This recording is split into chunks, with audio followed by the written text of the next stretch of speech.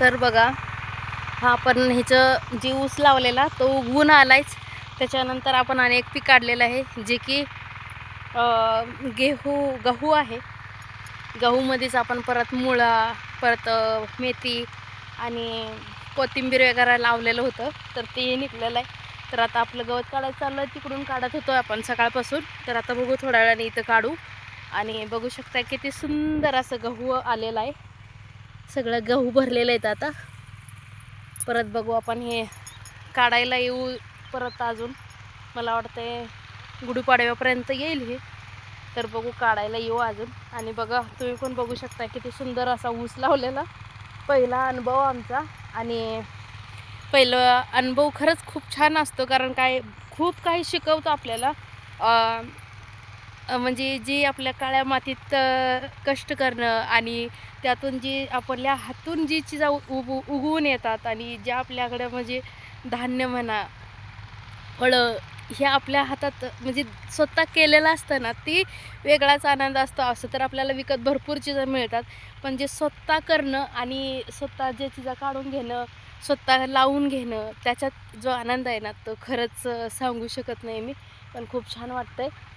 आणि आता आपल्या तिकडचा ऊस जो होता ना, खोडवा म्हणतात त्याला, म्हणजे तो ऊस गेला आणि त्याच्यानंतर ते खोडवं फुटून आले. त्याच्यात ते आता ट्रॅक्टरने ती माती वगैरे हे करतायत, भुंड्यावर चढवत आहेत आणि थोडं पोकळ करून घ्यायला लागलेत.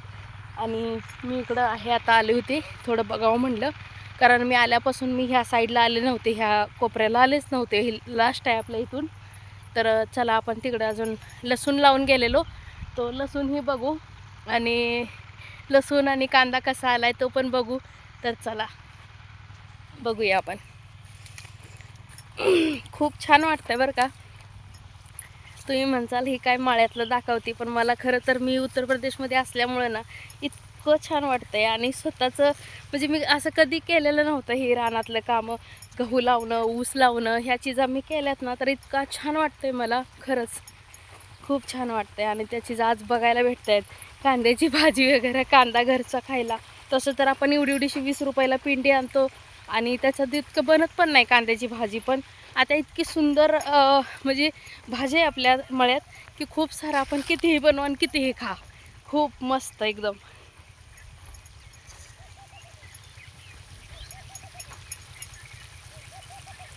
तर इथं आमच्या काकांचे भाऊ आहेत ना, चुलत भाऊ, त्यांची ही बाग आहे. त्यांनी पाणी सोडलेलं आहे आणि त्यांनी छाटून घेतल्या बाग आता. तर बघा हे आपलं लसूण, कांदा, पाणी दिलं आहे काल ह्याला, त्यामुळं आतमध्ये तर जाऊ शकत नाही, पण खूप सुंदर आलं आहे. खूप छान वाटतंय. आणि हे बियासाठी लावलेलं होतं, हे फुलं आल्यात पांढरी, तर बिये आहेत त्याच्यात आता कांद्याचे. आणि खूप छान आलेलं आहे ते पण. आता मी अक्काला ना सॉरी, आता मी अक्काला ना भेंड्याची जी जरा झाडं होती तिथं ऊसात, ती काढून दिल्यात आणि ती लावायला लागल्या आता. आणि बघू शकता टमाटर पण लावलेलं होतं, किती सुंदर आलेत.